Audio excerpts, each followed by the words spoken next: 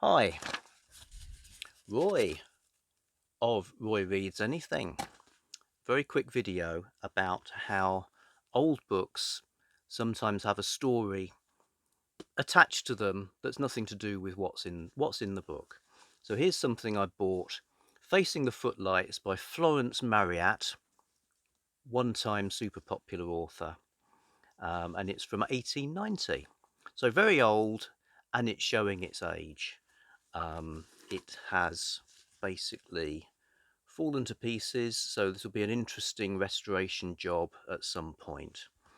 But in terms of additions, well, there's some, not sure if you can see that, there's some sums been done on the back in pencil. Somebody's been working out something, possibly prices in pounds, shillings and pence. Also on the interior we get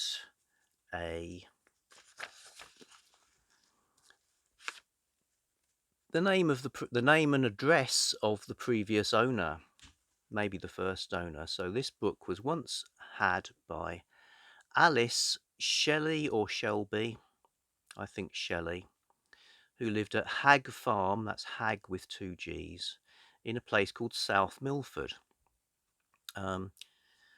South Milford, there are various Milfords, but there's a South Milford in Yorkshire that is an agricultural area. There's a farm still there called Moss Hagg Farm, maybe that's the one. We know who had it, writing there in purple pencil. She also, or in the same purple pencil, there are some strange scribbled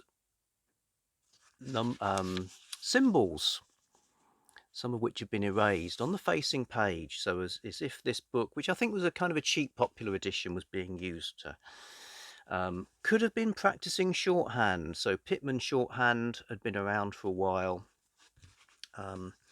You could spin out a narrative of Alice living on the farm but learning shorthand, perhaps planning to get a different kind of a non-agricultural job involving shorthand and move away.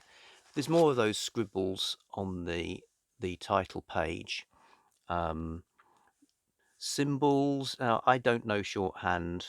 I actually can't see these figures, these symbols in a shorthand alphabet, but it could either be a different form of shorthand, because there were some, or perhaps just some code that Alice Shelley was using. Yeah, so